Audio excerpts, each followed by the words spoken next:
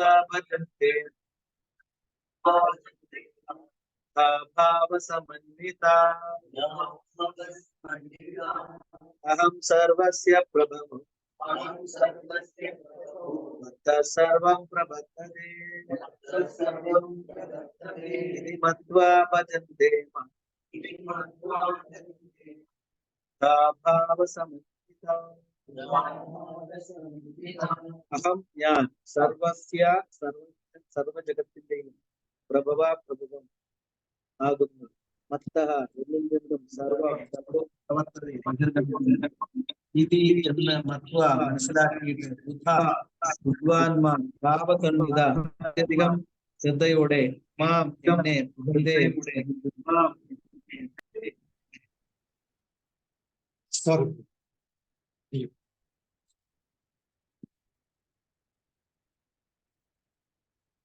ഭൗതിക ആധ്യാത്മിക ലോകങ്ങളുടെ ഉറവിടം ഞാനാണ്.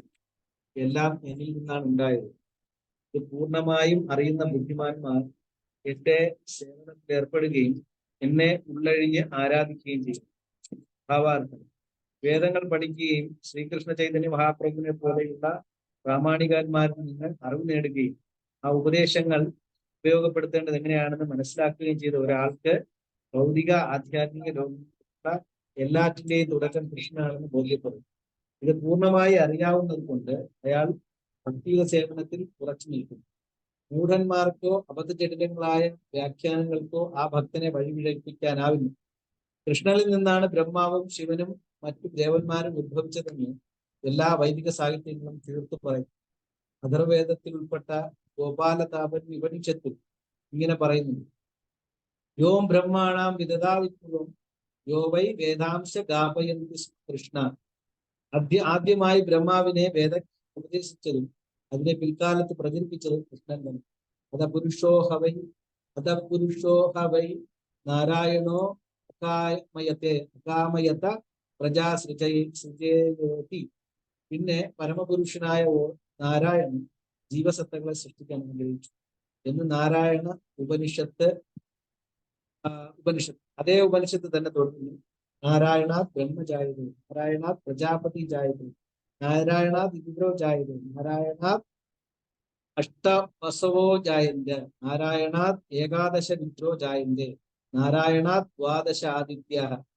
നാരായണനിൽ നിന്ന് ബ്രഹ്മാവ് ജനിച്ചു, നാരായണനിൽ നിന്ന് പ്രജാപതികൾ ജനിച്ചു, നാരായണനിൽ നിന്ന് ഇന്ദ്രൻ ജനിച്ചു, നാരായണനിൽ നിന്ന് 8 വസുക്കൾ ജനിച്ചു, നാരായണനിൽ നിന്ന് 11 രുദ്രന്മാർ ജനിച്ചു, നാരായണനിൽ നിന്ന് 12 ആദിത്യന്മാർ ജനിച്ചു.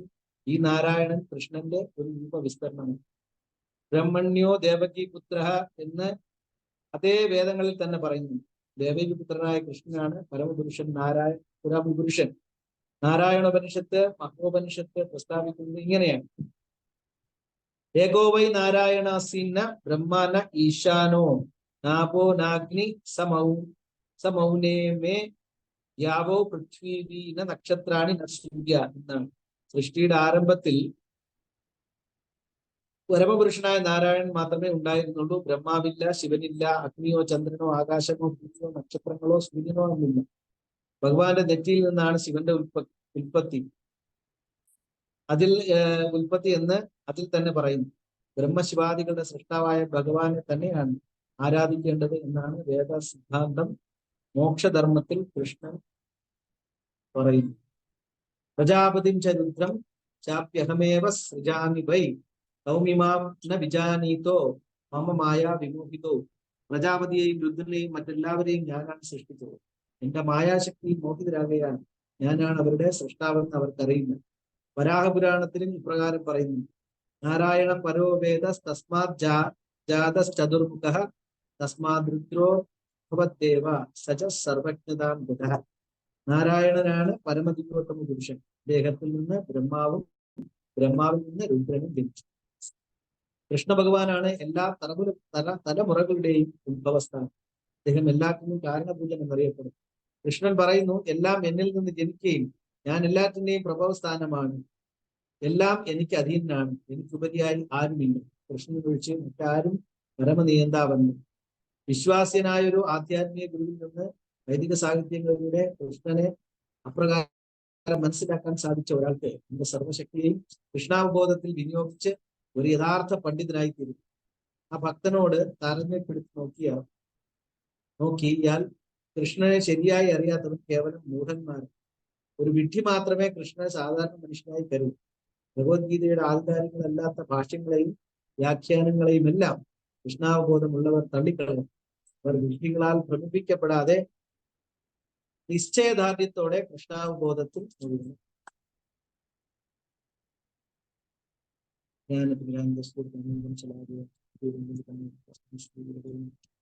കരോതി വാചാലം കൃപാത്മഹം വന്ദേ പരമാനന്ദമാധവം കൃപാത്മഹം വന്ദേ ശ്രീചൈതന്യേശ്വരം കൃപാത്മഹം വന്ദേ ശ്രീഗുരും.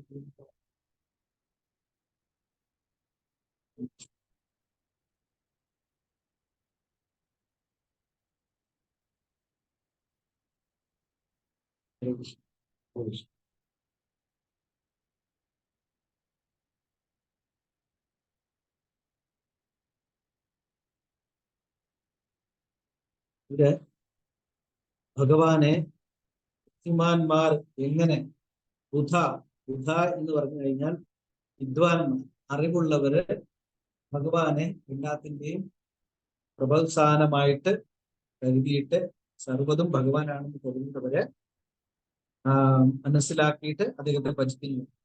അപ്പൊ ഈ ബുധന്മാര് ഇങ്ങനെയുള്ള ആൾക്കാരാണെന്ന് ഭഗവാൻ ഇത് പറയുന്നുണ്ട്. ഭാവസമന്വിത എന്ന് പറയും. ഭാവസമന്വിത എന്ന് പറഞ്ഞു കഴിഞ്ഞാൽ ശ്രദ്ധയോടുകൂടി. ഇതിന് ഇംഗ്ലീഷിൽ ഭാവസമന്വിത, വളരെ ശ്രദ്ധയോടുകൂടി, വിത്ത് ഗ്രേറ്റ് അറ്റൻഷൻ. വളരെ വെറുതെ ശ്രദ്ധയോടുകൂടിയല്ല, വളരെ അറ്റൻഷനോടുകൂടി, വളരെ ശ്രദ്ധയോട് കൂടിയിട്ട് അവർ ഭജിക്കുന്നു.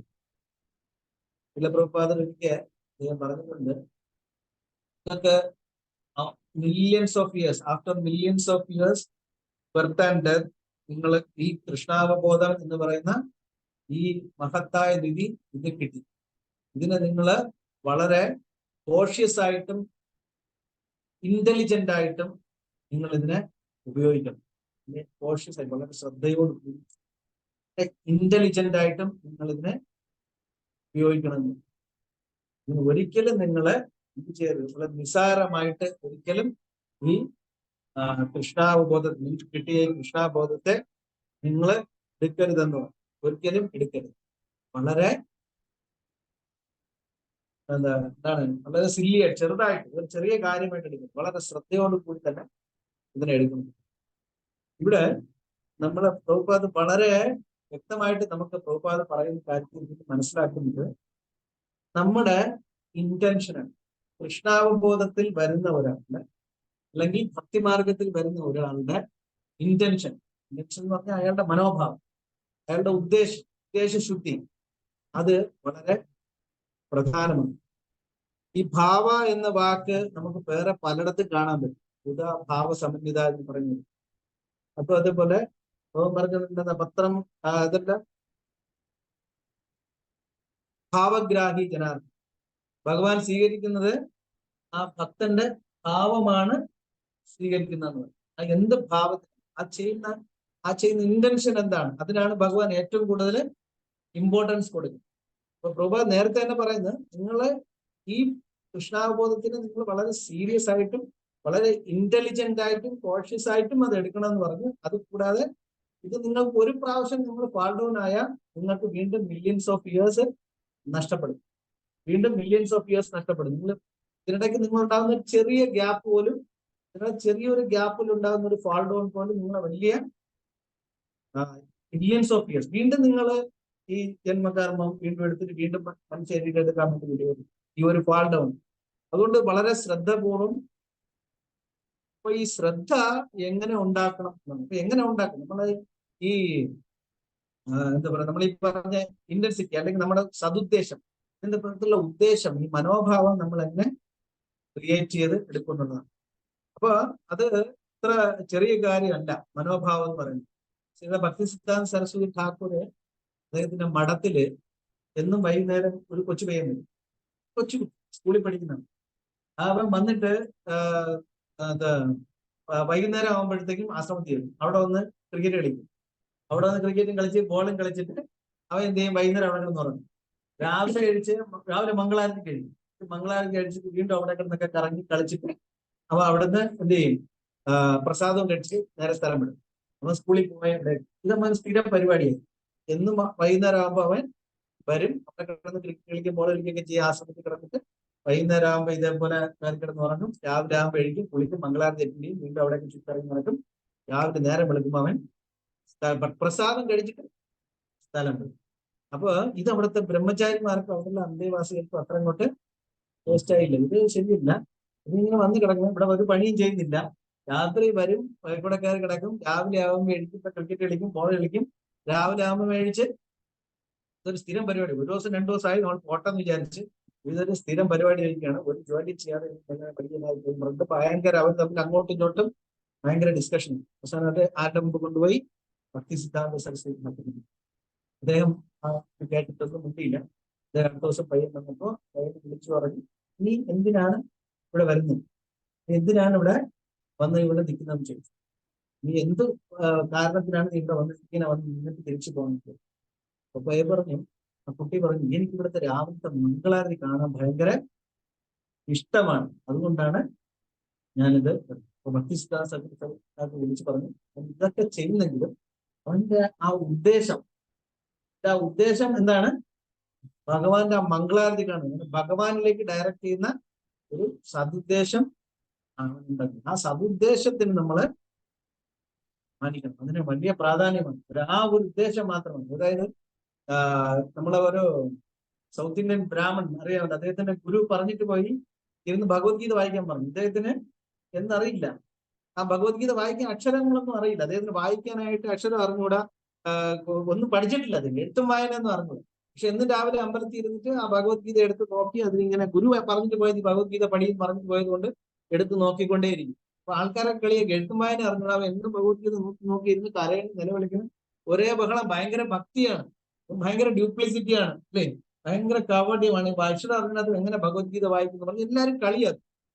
ചൈതന്യ മഹാപ്രഭു അവിടെ, ചൈതന്യ മഹാപ്രഭു ആ കാണുമ്പോ ചൈതന്യ മഹാപ്രഭു ചോദിക്കുന്നത്, എന്താണ് ഭഗവത്ഗീത ഇങ്ങനെ വായിക്കാം? അപ്പൊ എനിക്ക് വായിക്കാൻ അറിയില്ല, പക്ഷെ എന്റെ ഗുരു ഭഗവത്ഗീത വായിക്കാൻ പറഞ്ഞത് കൊണ്ട് ഞാൻ എന്നും എടുത്തു വെച്ച് ഇതിന്റെ കവറിലുള്ള ഈ പടവും അല്ലെങ്കിൽ കൃഷ്ണൻ ഇങ്ങനെ ഭഗവത്ഗീത ഉപദേശിച്ചു കൊടുക്കുന്ന ആ കാര്യവും ഞാൻ ആലോചിച്ചുകൊണ്ടിരിക്കും. അപ്പൊ പിന്നെ എന്തിനാണ് നീ കരയുന്നത്? അപ്പൊ അദ്ദേഹം പറയും, ഞാന് കരയുന്നെന്ന് പറഞ്ഞ് ഇത്രയും പരമദിവ്യോത്തമ പുരുഷനായ ഇത്രയും ഉന്നതനായ ഭഗവാൻ ഒരു ഭക്തന് വേണ്ടി താഴെ ഇറങ്ങി അദ്ദേഹത്തിന്റെ തേരാളിയായിട്ട് മുമ്പ് ഇരുന്ന് അദ്ദേഹത്തിന്റെ രഥം ഓട്ടിക്കുമ്പോ അദ്ദേഹം എത്ര വലിയ കാരുണ്യവാനാണ്. അദ്ദേഹത്തിന്റെ ആ കാരുണ്യത്തിനെ കുറിച്ച് ആലോചിച്ചിട്ടാണ് ഞാൻ അവിടെ. ആ ബ്രാഹ്മണന്റെ ഉദ്ദേശശുദ്ധി വളരെ നല്ലതാണ്. അപ്പൊ പിന്നെ നമുക്കപ്പോ ഉദ്ദേശശുദ്ധി എന്ന് പറയുന്ന സാധനം നമുക്ക് വളർത്തിയെടുക്കാതെ നമുക്കൊരിക്കലും ആധ്യാത്മികതയിൽ മുന്നോട്ട് ഉയരാൻ പറ്റും, അല്ലേ? ഗൗര ഗൗര ഗൗര ഗൗര ബോലോ ചലോ, ഗൗര ബോലോ ചലോ. അത് നമ്മൾ വെറുതെ ഗൗര എന്ന് പറഞ്ഞിട്ട് പോവാണെന്ന് പറഞ്ഞു. അപ്പൊ അതല്ല നമ്മൾ അപ്പൊ അതിനനുസരിച്ച് ഒരു പിന്നെ ആചാര്യം പറഞ്ഞു, അങ്ങനെ ഗൗര എന്ന് പറഞ്ഞാൽ പോരാ, ഗൗരനെ ആചരിക്കണം.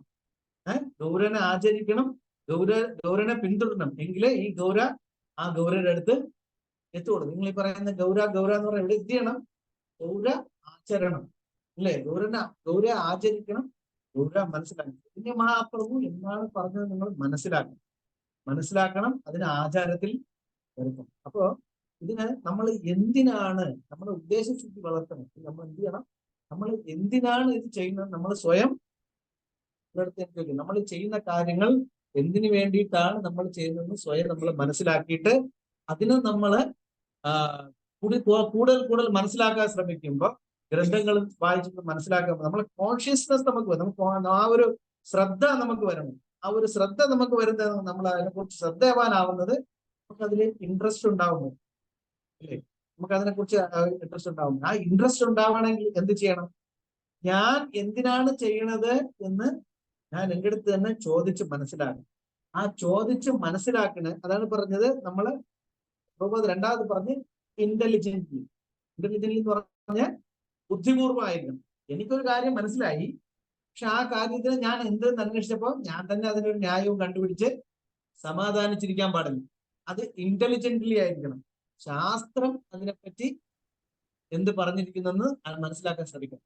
ശാസ്ത്രം ഇതിനെപ്പറ്റി എന്താണോ പറഞ്ഞിരിക്കുന്നത് അതിനെക്കുറിച്ച് നമ്മൾ മനസ്സിലാക്കിയിട്ട് അതിനനുസരിച്ച് നമ്മൾ ഈ ചോദിക്കുന്ന ചോദ്യത്തിനുള്ള ആൻസർ ശാസ്ത്രവുമായിട്ട് ബന്ധപ്പെടുത്തി നമ്മൾ കണ്ടുപിടിച്ചു. വെറുതെ നമ്മൾ പറഞ്ഞിട്ട് കാര്യം. എനിക്കിപ്പോ കാര്യം ശരിയെന്ന് തോന്നുന്നു. ഞാൻ ചെയ്യുന്ന കാര്യം കൃഷ്ണാബോധി, ഞാൻ കൃഷ്ണന്റെ അടുത്ത് വന്നു, ഭഗവത് ഭക്തിയെ കുറിച്ച് എനിക്ക് തോന്നുന്ന കാര്യം. നമ്മളിപ്പോ ഒരുപാട് ഈ വ്യക്തിപരമായ ഇന്റർപ്രിട്ടേഷൻ, ഭഗവത്ഗീതയ്ക്ക് ഒരുപാട് മിസ്ഇന്റർപ്രിട്ടേഷൻ അല്ലെങ്കിൽ വ്യക്തിഗത വ്യാഖ്യാനങ്ങൾ ഒരുപാട് കൊടുത്തിരിക്കുന്നത് പറയുന്നത് ഇങ്ങനെയാണ്. വ്യക്തിഗത വ്യാഖ്യാനം ഉണ്ടാകുന്നത് എങ്ങനെയാണ്? ഞാൻ ചോദിക്കുന്നത് എന്തുകൊണ്ടെന്ന് അതിന് ഉത്തരം ഞാൻ തന്നെ കണ്ടുപിടിക്കും. എനിക്ക് ലോജിക്കലി എനിക്ക് ശരിയെന്ന് തോന്നുന്ന ഒരു ആൻസർ കണ്ടുപിടിച്ച് ഞാൻ സമാധാനിച്ച് ഇരിക്കും. അങ്ങനെയല്ല വേണ്ടെന്നാണ് പറഞ്ഞത്. അങ്ങനെ ചെയ്യാൻ പാടില്ല. പകരം നമ്മൾ എന്ത് ചെയ്യുന്നത്, എനിക്ക് ഞാൻ എന്തിനു വേണ്ടി ഞാൻ ചെയ്യുന്നു എന്ന് പറയുന്നതിന് ഞാൻ ഉത്തരം എവിടെ നിന്ന് കണ്ടുപിടിക്കണം? ശാസ്ത്രങ്ങളിൽ കൂടി പഠിക്കും. ഭഗവത്ഗീത, ഭാഗവതം എന്നുള്ള പുസ്തകങ്ങളിൽ കൂടി കണ്ടുപിടിക്കും. അങ്ങനെ കണ്ടുപിടിച്ചിട്ട് നമ്മൾ എന്ത് ചെയ്യണം?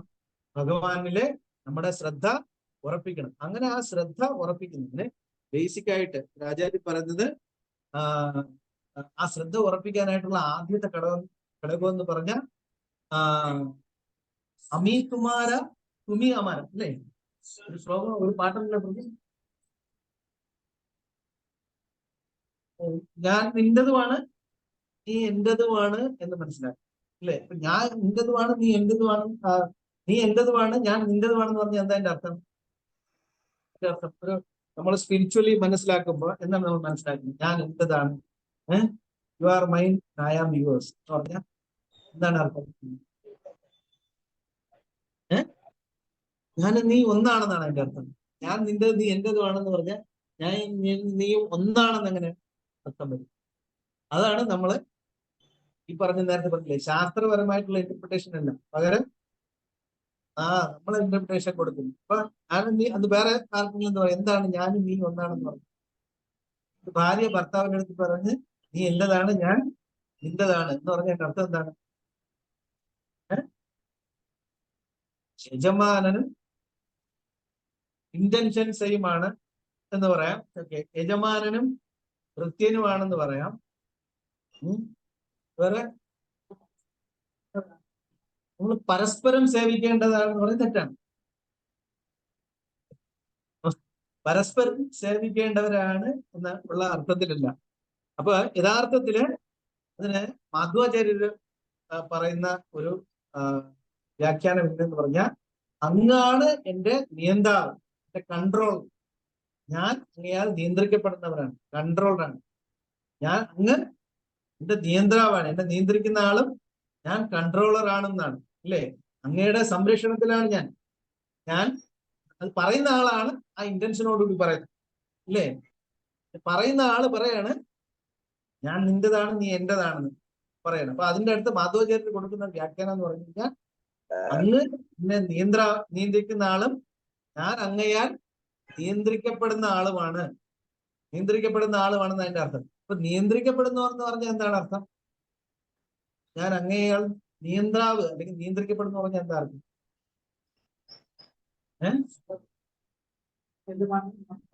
അത് തന്നെ, യജമാനാണ്. യജമാൻ എന്ന് പറഞ്ഞാൽ നിയന്ത്രിക്കപ്പെടേണ്ട ആളെന്നാണ് മാധവാചാര്യൻ പറഞ്ഞിരിക്കുന്നത്. എന്ന് പറഞ്ഞാൽ എന്താ അർത്ഥം?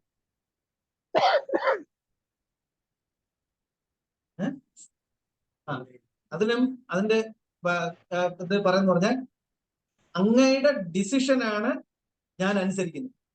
ഡിസിഷൻ എടുക്കേണ്ട ആള് എന്നാണ് ഞാൻ. അതാണ് ശാസ്ത്രം പറയുന്നത്. ശാസ്ത്രം പറയുന്നത് ഇപ്പൊ ഇതിൽ ഭൗതിക ലോകത്തിൽ മെറ്റീരിയൽ വേൾഡിൽ വരുമ്പോഴത്തേക്ക് ഇതിന് കുറെ വ്യത്യാസം വരും ഇല്ലേ? ഇപ്പൊ അങ്ങയാൽ നിയന്ത്രിക്കപ്പെടുന്ന ആളാണ് ഞാൻ എന്ന് പറയുമ്പോ എന്റെ പ്രവർത്തനങ്ങളെല്ലാം അതിൽ തീരുമാനം എടുക്കേണ്ട ആൾ ആരാണ്? അങ്ങയുടെ തീരുമാനങ്ങളാണ് ഞാൻ നടപ്പിലാണ്. എനിക്ക് സ്വന്തമായിട്ട് തീരുമാനങ്ങളൊന്നും ഇല്ല. അങ്ങയുടെ തീരുമാനങ്ങളാണ് എനിക്ക് വലുത്. അങ്ങ് തീരുമാനിക്കുന്ന പോലെ ഞാൻ ജീവിക്കുന്നു. അതായത് അതിനകത്ത് യാതൊരു വിധത്തിലുള്ള സ്വന്തമായിട്ടുള്ള താല്പര്യങ്ങളില്ല. ഭഗവാൻ എന്താണോ തീരുമാനിക്കുന്നത്, ഭഗവാന്റെ ഡിസിഷൻ, ഭഗവാൻ എന്താണോ പറഞ്ഞിരിക്കുന്നത് അനുസരിച്ച് ഭക്തൻ ജീവിക്കുന്നു. അതാണ് മാധവചേരി.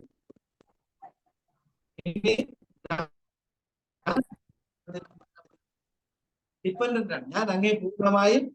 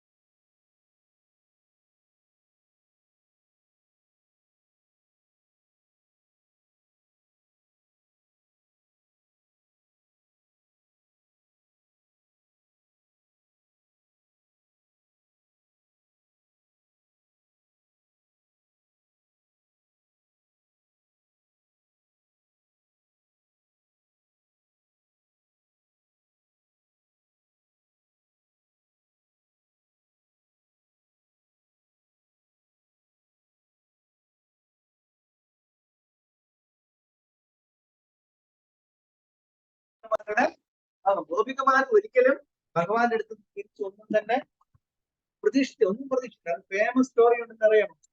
ഭഗവാൻ നാരദമുനി വന്നിട്ട് ചോദിക്കും, എന്താണ് ഇത്രയും എന്താണ് ഗോപികമാരുടെ പ്രത്യേകത എന്ന് ചോദിക്കും. അപ്പൊ ഭഗവാൻ പറയും, എനിക്ക് തലവേദന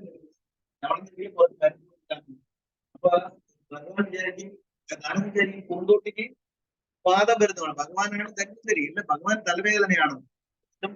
ഭഗവാൻ തലവേദന തിരിച്ചൊന്ന് പറയാൻ പറ്റും. ഭഗവാൻ തലവേദനയാണ്. എന്താണെന്ന് മരുന്ന് ചോദിക്കുമ്പോൾ പറയും, എന്റെ ഭക്തന്മാരുടെ പാദപത്മങ്ങളിലുള്ള തുള്ളി കൊണ്ടുവന്ന് പുരട്ടി തന്നാൽ മതി. ആ തുള്ളി കൊണ്ടുവന്ന് എന്റെ തെറ്റി പുറത്തി കഴിഞ്ഞാൽ എന്റെ തലവേദന മാറുന്നു. അപ്പൊ തന്നെ നാരദൻ ഒന്ന് ഞെട്ടി. എന്ത് ചെയ്തു? നേരെ ലക്ഷ്മി ദേവി നോക്കി. ആ സമയം ആരാണ് പിടിച്ചോണ്ടിരിക്കണേ? ലക്ഷ്മി ദേവി. ഇങ്ങനെ നോക്കിയപ്പോഴത്തേക്കും ലക്ഷ്മി ദേവി പറഞ്ഞു, വെറുതെ എന്നെ വെട്ടിലാക്കല്ലേ, എന്റെ പാദമൊന്നും എടുത്ത് ഭഗവാൻ തലയിൽ വെക്കാൻ പറ്റുന്നില്ല, ഞാൻ അത്രയ്ക്കുള്ള ഭക്തിയൊന്നുമില്ല, ഇങ്ങനെ ഇരുന്ന് മസാജ് ചെയ്തുകൊണ്ടിരിക്കണം എന്ന് മാത്രമേ ഉള്ളൂ. നാരദൻ ഭക്തന്നുമില്ല, ഇങ്ങനെ അലഞ്ഞു തിരിഞ്ഞ് നടക്കുകയാണ്. അങ്ങനെ നാരദൻ ഈ ലോകം മുഴുവൻ അലഞ്ഞു തിരിഞ്ഞ് ഭക്തന്മാരെടുത്ത് പറഞ്ഞു, ഭഗവാൻ തലവേദന. അയ്യോ, എല്ലാവരും ഭയങ്കര എക്സൈറ്റഡ് ആയി, ഭഗവാൻ തലവേദന. പക്ഷെ മരുന്നിന്റെ കാര്യം പറഞ്ഞപ്പോ എല്ലാവരും പറഞ്ഞു, നമ്മളെ കൊണ്ടത് പറ്റില്ല. കാരണം എവിടെ പോവും? നരകത്തിൽ പോവും. നരകത്തിൽ ഇവർക്ക് അത് പറ്റില്ല എന്ന് പറഞ്ഞു. അവസാനം തിരിച്ച് കറങ്ങി തിരിഞ്ഞ് നാരദൻ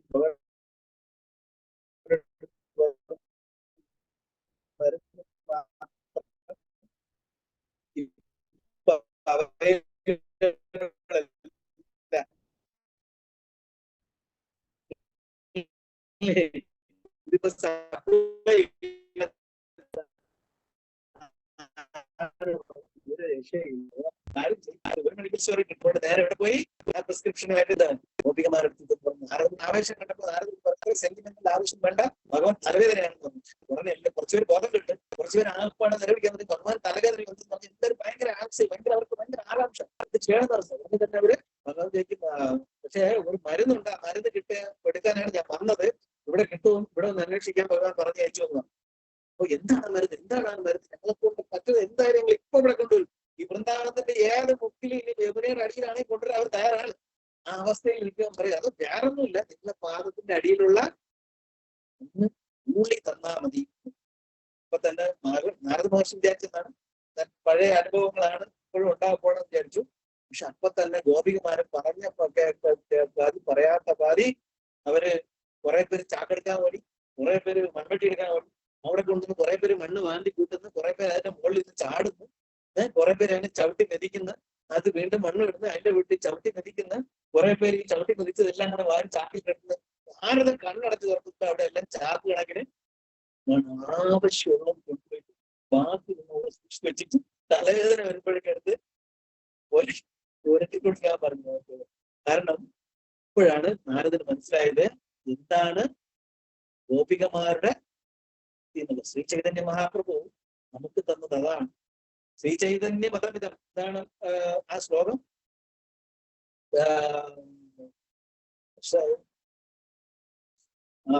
ആദാഭ്യോ ഭഗവാൻ നിർദ്ദേശതനയ തഥാമ വൃന്ദാവനം.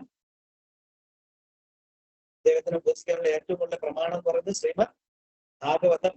അത് ആരുടെ പാദം വെക്കെടുക്കുന്നു പറഞ്ഞു കഴിഞ്ഞാൽ അതിന്റെ എക്സാമ്പിൾ ആരാണ്? ഗോപികമാർ. ഗോപികമാരെയാണ്. അത്രയും എക്സോൾട്ടഡ് ആയിട്ടുള്ള ഒരു കാര്യമാണ് നമുക്ക്. അപ്പൊ നമ്മുടെ ഭാവം ആ ഗോപികമാരുടെ പോലെ ആയിരിക്കണം. എപ്പോഴും നമ്മുടെ ആ ഉദ്ദേശശുദ്ധി അത് കണക്കായിരിക്കണം. നമ്മൾ വേറൊന്നും ഭക്തിയിൽ വേറൊന്നും നമുക്ക് ആസ്വദിക്കാൻ നമ്മളൊക്കെ അമ്പലത്തിൽ പോയി കഴിഞ്ഞാൽ 2 ദിവസം ആരെങ്കിലും എന്തെങ്കിലും പറഞ്ഞു കഴിഞ്ഞാൽ പിന്നെ നമ്മൾ അമ്പലത്തിൽ പോകുന്നു. നമ്മളെ ഈഗോ നിർത്താവുന്നില്ല. അങ്ങനെ പറഞ്ഞിട്ടുണ്ട് നമ്മൾക്ക് ആയിട്ട് പറഞ്ഞിട്ട് നമ്മൾ പിന്നെ അമ്പലത്തിൽ പോകില്ല. നമ്മൾ ഉദ്ദേശിച്ച സർവീസ് കിട്ടിയില്ലെങ്കിൽ പോകില്ല, അല്ലേ? നമ്മൾ എന്തെങ്കിലും പറഞ്ഞാൽ പോകില്ല. അവിടെ ചെല്ലുമ്പോൾ ആ പ്രഭു എന്ന് നോക്കി മിണ്ടിയില്ലെങ്കിൽ നമ്മള് പിന്നെ പോകില്ല. പിന്നെ കുറച്ച് ദിവസം ആ പ്രഭുവിന്റെ അടുത്ത് വന്ന് മുഖത്തോട്ട് സംസാരിക്കുമ്പോൾ നമ്മള് ഇല്ല. അതാണ് നമ്മുടെ അവസ്ഥ. പക്ഷെ ഭഗവാൻ പറയുന്നത് നിങ്ങൾ ഒന്നും സേവനത്തിന് നിങ്ങൾ ഒന്നും തന്നെ പ്രതീക്ഷിക്കരുത്. ഒന്ന് എന്താണ് ഭഗവാൻ നമ്മളെ എന്ത് ചെയ്താലും ഏത് തരത്തിൽ നമ്മളെ വിഷമിപ്പിച്ചാലും ശരി, നമുക്ക് അനുഗ്രഹിച്ചാലും ശരി, നമ്മളെ ഉപേക്ഷിച്ചാലും ശരി, പ്രാണനാഥസ്തു ഏവനാഥം. അതാണ് ചൈതന്യ മഹാപ്രഭു ഈ അമീൻ തുമാര തുമി അമാര എന്ന് പറയുന്നത് ചൈതന്യ മഹാപ്രഭു പറഞ്ഞ കൊടുത്ത വ്യാഖ്യാനം. എന്താണ്? എന്ത് സംഭവിച്ചാലും ഏത് സംഭവിച്ചാലും ഒന്നും തിരിച്ച് എക്സ്പെക്ട് ചെയ്യാതെ. എന്താ ഞാൻ ആദ്യം പറഞ്ഞ മറന്നുപോയി. എന്നെ മാക്സിമം എക്സ്പ്ലോയിറ്റ് ചെയ്തോളാൻ പറയും. എന്നെ അങ്ങ് മാക്സിമം എക്സ്പ്ലോയിറ്റ് ചെയ്യും. എന്നെ അങ്ങ് എത്ര വേണോ ഉപയോഗിച്ചോളൂ. ഏത് കാര്യത്തിന് എങ്ങനെ വേണോ, എന്നെ ഏത് രീതിയിൽ വേണോ ഭഗവാനെ അങ്ങനെ ഉപയോഗിച്ചോളൂ. അങ്ങയുടെ സന്തോഷത്തിന് വേണ്ടിയിട്ട് ഉള്ള ഉപകരണമാണ് ഞാൻ. എന്നെ എങ്ങനെ വേണോ ഉപേക്ഷിച്ചോളൂ. മാത്രമല്ല പറഞ്ഞത്, ഉപേക്ഷിച്ചിട്ട് എന്നെ അങ്ങ് കളഞ്ഞേക്ക്. എന്നെ യൂസ്ലെസ് ആയി കഴിഞ്ഞാൽ എന്നെ അങ്ങ് ഉപേക്ഷിച്ചിട്ട് കളഞ്ഞേക്ക്. എനിക്ക് ഒന്നും എന്നെ അയ്യോ ഇത്ര ഉപയോഗിച്ചല്ലോ എന്നുള്ള കാരുണ്യം പോലും അങ്ങ് എന്റെ അടുത്ത് കാണിക്കണ്ട. അങ്ങയുടെ സന്തോഷത്തിന് വേണ്ടി എന്നെ അങ്ങ് ഉപയോഗിക്കാനുള്ളതാണ്. മാക്സിമം എന്നെ അങ്ങ് ഉപയോഗിച്ച് എക്സ്പ്ലോയിറ്റ് ചെയ്ത് എടുത്തിട്ട് എന്നെ അങ്ങ് കളഞ്ഞേക്ക്. ഞാൻ അത്രയ്ക്ക് പരിചാരക സ്മരണോക്കുന്നതാണ്. ഇനി ഏറ്റവും താഴെ ഉള്ള ഒരാളാണ് ചൈതന്യമാർക്ക്. അങ്ങനെ മറ്റേ ശിക്ഷാശ്രുതി പറയുന്നതാണ് ഗോപി ഭർത്ത് പഥകമല്ലയോ ദാസാനുദാസ. ഏറ്റവും ചെറിയ വൃന്ദാവനത്തിലെ പുൽക്കൊടിയുടെ പോലും യോഗ്യത എനിക്കില്ല. അതാണ് ഒരു ഭക്തന്റെ സേവനത്തിനുള്ള മനോഭാവം. ആ ഒരു മനോഭാവത്തോടുകൂടി ഒരു ഭക്തൻ സേവനം ചെയ്യുമ്പോൾ മാത്രമേ അവന് ആ യഥാർത്ഥത്തിൽ അവന്റെ ഭക്തിയുടെ ഉന്നത ലക്ഷ്യത്തിലേക്ക് അയാൾക്ക് എത്തിച്ചേരാൻ പറ്റും. അതുവരെ അയാൾക്ക് ഈ ഭൗതിക ലോകത്തിൽ തന്നെ ആ ഭൗതിക ലോകത്തില് ഇങ്ങനെ കുറച്ച് ചുറ്റി വീണ്ടും പോയി വീണ്ടും വന്ന് ആ ഉദ്ദേശശുദ്ധി വരാം. അതായത് പറഞ്ഞത് ശ്രീല പ്രഭുപാദ് പറഞ്ഞത് ഇത് വളരെ ശ്രദ്ധയോടും ബുദ്ധിപൂർവ്വം ഇന്റലിജന്റ് ആയിട്ടും ഈ നിങ്ങൾക്ക് കിട്ടിയ കൃഷ്ണ ഭക്തി നിങ്ങൾ ഉപയോഗിക്കുന്നതാണ്. വളരെ ശ്രദ്ധയോടും ബുദ്ധിപൂർവമായിട്ടും. ഒരു പ്രാവശ്യം നിങ്ങൾ ഉണ്ടാകുന്ന വീഴ്ച നിങ്ങളെ ഇനിയും മില്യൺ കണക്കിന് ഇയേഴ്സ് ഈ ഭൗതിക ലോകത്തിൽ ചുറ്റിക്കറക്കില്ല. ഒരു പ്രാവശ്യം ഉണ്ടാകുന്ന ഫാൾ ഡൗൺ പോലും ഇത് വളരെ പവിത്രമായ സാധനം. വളരെ ശ്രദ്ധയോടും ബ്രില്യന്റ്, വളരെ ഇന്റലിജന്റ് ആയിട്ട് ഉപയോഗിക്കണം. ഇന്റലിജൻസ് എന്നുള്ളതാണ് എങ്ങനെയാണ് ശാസ്ത്രങ്ങള് എന്ന് പറയുന്നത്. ശാസ്ത്രങ്ങൾ എന്ന് പറയുമ്പോൾ ദൈവം ഓരോ ആചാര്യനും ഓരോന്ന് പറയും. നമ്മൾ ആരുടെ ഫോളോവേഴ്സ് ആണ്? ചൈതന്യ മഹാപ്രഭു പറയുന്നത് ഒന്നും അൺകണ്ടീഷണൽ ലവ് അല്ലെ, ആ ഒരു ഭാവം ഇങ്ങനെയായിരിക്കണം. ഒന്നും ഭഗവാന്റെ തിരിച്ച് പ്രതീക്ഷിക്കുന്നുണ്ട്. ഞാൻ ഭഗവാന്റെ ഉപകരണം മാത്രമാണ്, എങ്ങനെ വേണോ ഉപയോഗിച്ചോളും. ഉപയോഗിച്ചിട്ട് ഒരു ചണ്ടി പോലെ കരിമ്പിന്റെ ജ്യൂസ് എടുത്തിട്ട് കരിമ്പ് കളയാനാണെങ്കിൽ ഞാൻ കളഞ്ഞോളൂ, എന്നാലും എനിക്കൊരു വിഷമവും ഇല്ല. ആ ഒരു മനോഭാവം മനോഭാവം എങ്ങനെ ഉണ്ടാക്കിയെടുക്കുന്നതിനെ കുറിച്ചിട്ടാണ് പറയുന്നത്. പഠിക്കണം, എന്ത് ചെയ്യണം? താല്പര്യം എത്ര കൂടുതൽ നമുക്ക് കാര്യത്തിനെ പറ്റി അറിയാവുന്നോ അത്ര കൂടുതൽ നമുക്ക് അതിനെക്കുറിച്ച് ഇൻട്രസ്റ്റ് വന്നുകൊണ്ടിരിക്കും, ഇല്ലേ? നമ്മൾ കഥാമൃതപ്പൂ എങ്ങനെയാണ് മാർക്കറ്റിംഗ് ചെയ്യണം? കഥാമൃതപ്പൂ ഒരു അറിഞ്ഞൂടാത്ത ഒരു മനുഷ്യന്റെ അടുത്ത് ചെന്നിരുന്നിട്ട് പറയും നിങ്ങള് ബിസിനസ് ചെയ്യണം, മാർക്കറ്റിംഗ് ചെയ്യണം പറയും. അപ്പൊ എന്ത് പറ്റും? പുള്ളി പറയും എനിക്ക് വേണ്ടത്, എനിക്കിതൊന്നും പറ്റില്ല. അതുകൊണ്ട് കഥാമൃതപ്പൂ അങ്ങനെ നിങ്ങൾക്ക് ഇതിനെക്കുറിച്ച് അറിഞ്ഞൂടാത്ത ഞാൻ നിങ്ങളെ പഠിപ്പിച്ചു തരാന്ന് പറഞ്ഞിട്ട് ചെയ്ത് കഴിഞ്ഞാൽ നിങ്ങളുടെ ലൈഫ് ആയി തീരും. നിങ്ങൾക്ക് ഇന്ന അച്ചീവ്മെന്റ്സ് ഉണ്ടാവും. നിങ്ങൾ അയാളെ അതിനെക്കുറിച്ച് പറഞ്ഞ് അയാളെ കോൺഷ്യസ് ആകുമ്പോൾ അയാൾ പറയും പ്രഭു എനിക്ക് ഒരെണ്ണം തരൂ പ്രഭു എന്ന് പറഞ്ഞിട്ട് അതിന് വീഴും. അപ്പൊ നമുക്ക് എന്ത് ചെയ്യണം? ആ ഒരു നമ്മൾ എന്തിനെ കുറിച്ചായാലും നോളജ് ഉണ്ടാകുമ്പോഴും നമുക്ക് അതിനടുത്ത് എന്ത് ചെയ്യും? ഇൻട്രസ്റ്റ് കൂടിക്കൂടും. ആ താല്പര്യമാണ് നമ്മളെ അതിലേക്ക് ആകർഷിച്ച് നമ്മളെ പിന്നെ പിടിച്ചു വരും. അപ്പൊ നമ്മൾ വെറുതെ നാമം ജപിച്ചിട്ട് ചെയ്താൽ പോരാ. അതിന്റെ കൂടെ ഗൗര പോലെ ചലോ എന്ന് പറഞ്ഞിട്ട് കാര്യമില്ല. എന്താണ് ഗൗര ആചരണം? നമ്മൾ ഗൗരംഗ മഹാപ്രഭു എന്ത് ചെയ്തു അത് മനസ്സിലാക്കണം. അതായത് ശ്രീല പ്രഭുപാദ് കി ജയ്, ശ്രീല പ്രഭുപാദ് കി ജയ് എന്ന് പറഞ്ഞിട്ട് കാര്യമില്ല. എന്താണ് ശ്രീല പ്രഭുപാദ് എന്താണ് പറഞ്ഞത്? ശ്രീല പ്രഭുപാദ് പറഞ്ഞതിനെ ആചരിക്കണം. ശ്രീല പ്രഭുപാദ് ചിന്തിച്ചതിനെ കുറിച്ച് നമ്മള് ശ്രീ പ്രഭുപാദിന്റെ ബുക്ക് വായിക്കുമ്പോൾ ശ്രീല പ്രഭുപാദ് ഇത് പറയുമ്പോ എന്താണ് ചിന്തിച്ചത്? ശ്രീല പ്രഭുപാദ് ചിന്തിച്ചിട്ടാണ്, ഒരുപാട് ചിന്തിച്ചിട്ടാണ് നമുക്ക് ഈ കൃഷ്ണ കോൺഷ്യസ്നസ് എന്ന് പറയുന്ന വാക്ക് ശ്രീല പ്രഭുപാദിക്ക് കൃഷ്ണഭാവിത കൃഷ്ണ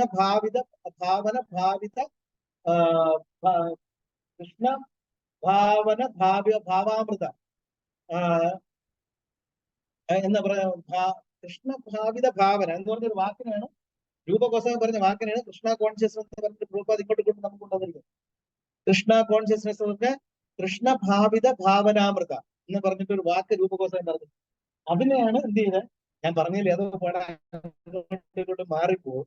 അതിനെയാണ് എന്ത് ചെയ്ത് കൃഷ്ണ കോൺഷ്യസ്നസ് എന്ന് പറഞ്ഞിട്ട് നമുക്ക് കൊടുത്തിരിക്കാം. പ്രഭുപാദ് രൂപഗോസ്വാമി ചിന്തിച്ചിട്ട് അദ്ദേഹം തന്നെ മനസ്സിലാക്കിയിട്ട് നമുക്കത് തന്നിരിക്കുന്നു. ശ്രീല പ്രഭുപാദ് പ്രീച്ചിങ്ങിനെ പറ്റി പറയുമ്പോഴത്തേക്ക് ശ്രീല പ്രഭുപാദ് പറയും ഞാൻ പറയണത് നിങ്ങൾ വായിക്കുക, അത് മനസ്സിലാക്കിയിട്ട് നിങ്ങളുടെ ലാംഗ്വേജിൽ പറഞ്ഞു കൊടുക്കുക. ഞാൻ പറയുന്നത് നിങ്ങൾ വായിക്കുക. പ്രഭുപാദ് പറഞ്ഞത് അങ്ങനെ പറയണമെന്നില്ല, ആ സെന്റൻസ് അതുപോലെ റിപ്പീറ്റ് ചെയ്യണമെന്നില്ല. അപ്പൊ അണ്ടർസ്റ്റാൻഡിങ് എപ്പോഴും നിങ്ങൾ എന്തുകൊണ്ട്, എന്തിന് എന്നുള്ള ചോദ്യം എപ്പോഴും ചോദിക്കും. എന്താണ് എന്ന് ചോദിക്കുന്നതിനേക്കാളും ഞാൻ എന്തിന് ചെയ്യുന്നു, ഇത് എന്തിനാണ് നിങ്ങൾ ചോദിക്കണം. ആ ചോദ്യം ഉള്ളിൽ ചോദിക്കുമ്പോഴും നിങ്ങൾക്ക് എന്തിന് സിംപിളി ചോദിക്കും. പിന്നെ അത് കഴിഞ്ഞിട്ടാണ് എങ്ങനെ എന്നുള്ള ക്വസ്റ്റ്യൻ. അത് എന്തിനാണെന്ന് ചോദിച്ചു കഴിയുമ്പോൾ നമുക്ക് എങ്ങനെ. അത് കൃഷ്ണാബോധം എന്ന് പറഞ്ഞാൽ എന്താണെന്ന് വന്നപ്പോൾ തന്നെ എല്ലാവരും പറഞ്ഞു തന്നു. ഇനി എന്താണെന്ന് ഗിരിരാജ് പ്രഭു പറഞ്ഞു തന്നു. പിന്നെ അത് എന്തിനാണെന്ന് ഞാൻ ഇരുന്ന് ആലോചിച്ചിട്ട് അത് കണ്ടുപിടിക്കണം. അത് മനസ്സിലായി കഴിയുമ്പോ അത് എങ്ങനെ എന്നുള്ളത് ഒരു പ്രശ്നമേ അല്ല. അത് നമ്മൾ ഓട്ടോമാറ്റിക്കായിട്ട് ചെയ്തോളും, നമ്മളത് മനസ്സിലായിക്കോളും. അതിന് പ്രത്യേകിച്ച് വഴിയൊന്നുമില്ല. അത് പലരും പല രീതിയിലാണ്. എങ്ങനെ എന്നുള്ളത് നമ്മൾ ചിലര് അവരവരുടെ റിയലൈസേഷൻ അനുസരിച്ച് അവരത് പ്രാക്ടീസ്. എങ്ങനെ എന്നുള്ളത് എന്തിനെ എന്നുള്ളത് മനസ്സിലാക്കി കഴിഞ്ഞാൽ അത് എങ്ങനെ എന്നുള്ളത് ഒരു വിഷയമേ അയാളുടെ ഉള്ളിൽ നിന്ന് സ്വയം അയാൾക്ക് വരും. ഭഗവാൻ എങ്ങനെ സേവിക്കണം. പല ഭക്തന്മാരും പല രൂപത്തിലാണ്. അവിടെ റൂൾസ് ആൻഡ് റെഗുലേഷൻസ് പലയിടത്തും ബ്രേക്ക് ആയി പോകും. മനസ്സിലായ? യഥാർത്ഥത്തിൽ ഒരാളുടെ ഉദ്ദേശശുദ്ധി, അയാളുടെ ശുദ്ധി അയാളുടെ ഇന്റൻഷൻ കറക്റ്റ് ആണെങ്കിൽ അയാളുടെ പ്രവർത്തനങ്ങൾ പലപ്പോഴും അത് അവിടെ ഇതാവാറില്ല. അയാൾ ചെയ്യുന്നത് എന്താണോ അതവിടെ അത്ര കണക്കിലെടുക്കാറില്ല. ഞാൻ കണ്ടു ചില ബ്രഹ്മചാരിമാരെ കണ്ടിട്ടുണ്ട്. അവര് വളരെ ചെറുപ്പത്തിൽ പലരും അവരെ പറഞ്ഞ ഒരു ഭയങ്കര ആംബിഷ്യസ് ആണ്, വളരെ ആഗ്രഹങ്ങളാണ്. പലരെയും മാറ്റി നിർത്തിയിട്ട് പലരും അവരുടെ പൊസിഷന് വേണ്ടിയിട്ട് അല്ലെങ്കിൽ അവരുടെ ആ ഇസ്കോണിന്റെ സ്ഥാനം നിർത്താൻ വേണ്ടിയിട്ട് അവർ പലരെ അകറ്റി നിർത്തിയിട്ട് ആരെയും ഇത് സമ്മതിക്കില്ല. അവരിങ്ങനെ എല്ലാരെയും അത് ഒറ്റയ്ക്ക് വളർന്നു ഞാൻ പറഞ്ഞു കേട്ടിട്ടുണ്ട്. പക്ഷെ ആ ഇന്റൻഷനുള്ള ആളിനെ ഞാൻ പിന്നെ കണ്ടത് വേറെ വലിയ വലിയ പൊസിഷനുകളിൽ നിന്ന് സേവനം ചെയ്യുന്നതാണ്. വലിയ ഗ്രേറ്റ് പൊസിഷനാണ്. ഇവരെല്ലാം എന്ത് ചെയ്യും?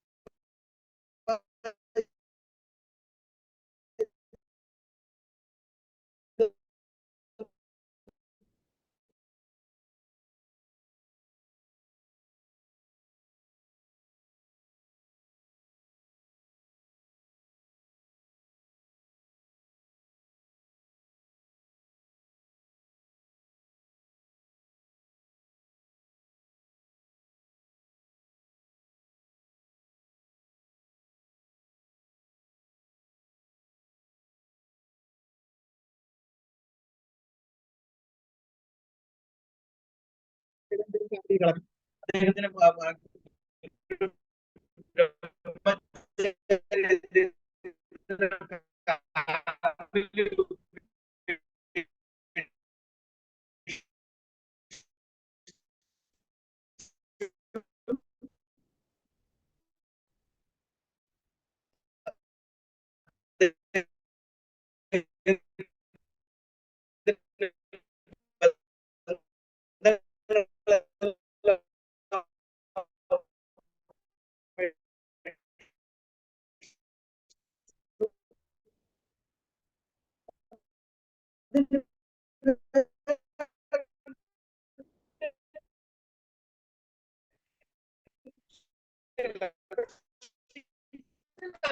അദ്ദേഹം ചെയ്തു സർവീസ് ഉണ്ട് മാത്രം. ഇതിൽ വേറെ ആരും വരാൻ പാടില്ല. ഇതിലെനിക്ക് ഗ്രേറ്റ് ആവണം, ഇതിൽ വലുതാവണം, അതിൽ പലരും വരാതെ ഒരു മെന്റാലിറ്റി പോയി. നമ്മൾ കുറ്റം പറഞ്ഞെങ്കിലും പുള്ളി അച്ചീവ് ചെയ്തു. പുള്ളിയുടെ ഉദ്ദേശം ഉണ്ടായിരുന്നു. ആ ഉദ്ദേശം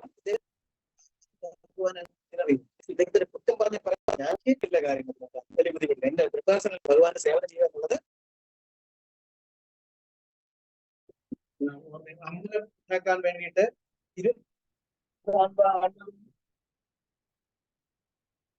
എന്റെ ആൾക്കാർ അദ്ദേഹം ഒരുപാട് ആൾക്കാരെ കൊന്നു സംസാരിച്ചു. പലയിടത്തും കൂട്ട് അതേ 4 കള്ളന്മാരെ കൂടെ കൂട്ടിയിട്ട് ഒരു വിവാഹ പാർട്ടി മുഴുവൻ പിടിച്ചു കെട്ടിയിട്ട് അദ്ദേഹം എന്ത് ചെയ്തു? പിടിച്ചു കെട്ടി അവരുടെ ആവരണങ്ങളെല്ലാം കൊള്ളയടിച്ച് അമ്പലം വയ്ക്കാൻ പൈസ തികയാത്തതാണ്. കാരണം വീട്ടിലും എല്ലാവരും കൊള്ളയടിച്ചിട്ട് അദ്ദേഹം അമ്പലം വയ്ക്കാൻ തുടങ്ങി. അവസാനം ഈ കൂട്ടു നിന്ന കള്ളന്മാർ എന്ത് ചെയ്തു? വിഹിതം ചോദിച്ചപ്പോൾ അവരെ കൊണ്ട് നദിയിൽ നോക്കിക്ക് വന്നു. അല്ലെ? അവസാനം അദ്ദേഹത്തിന് വെച്ച ആൾക്കാർ വെച്ച അമ്പലത്തിന് ഇത് ചെയ്യാൻ ഉദ്ഘാടനം ചെയ്യാൻ വരുന്ന ആരാണ്? ഭഗവാൻ നേരിട്ട് ഉദ്ദേശിക്കുന്നത്. ഇനിയിപ്പോ ഇതിങ്ങനെ പറഞ്ഞു പോയ ഒരുപാട് ഉദാഹരണം.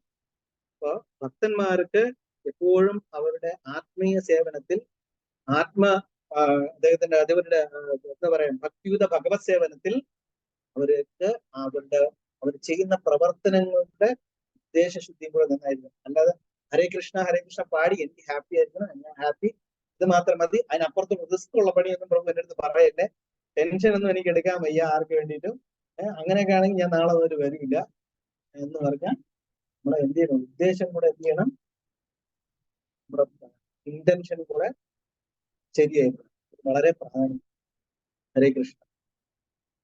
എന്തെങ്കിലും കമന്റ്സ് ഉണ്ടെങ്കിൽ പറയാം.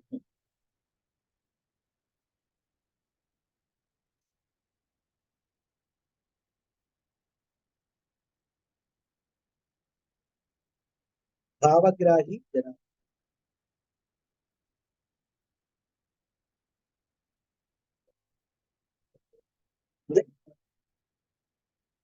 ഇതാ അഹം സർവസ്യ പ്രഭു. അതില് ഒരു കാര്യം മാത്രമേ പറഞ്ഞു, ആ ഭാവസമന്വിത.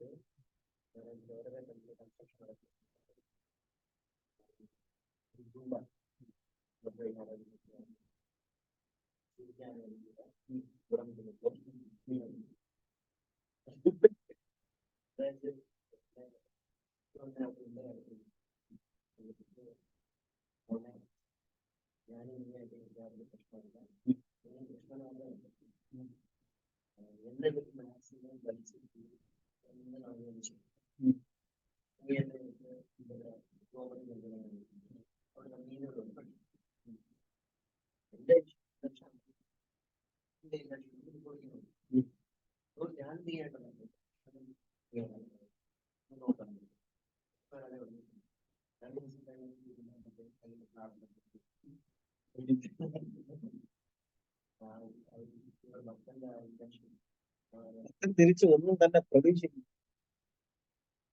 അതാണ് നമ്മളൊക്കെ ആണെങ്കിൽ ഒരു ചെറിയ സർവീസ് കഴിഞ്ഞാൽ നമ്മൾ അതിനെ അപ്രീഷിയേറ്റ് ചെയ്തില്ലെങ്കിൽ അത് ഭയങ്കര പ്രശ്നമാണ്.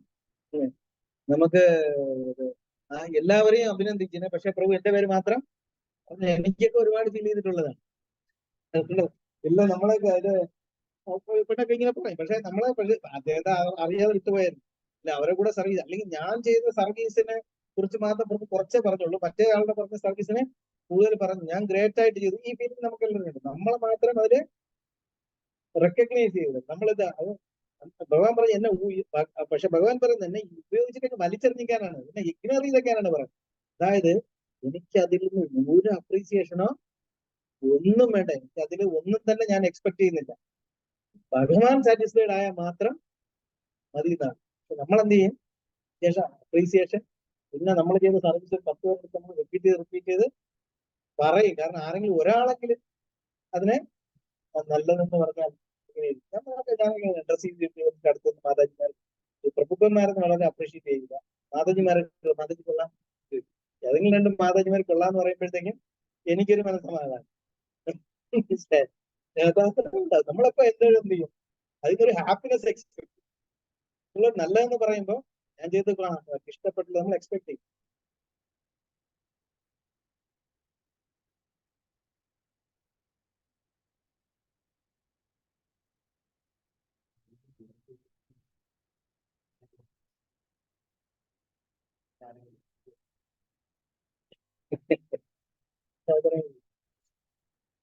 जय श्री प्रभुपाद की।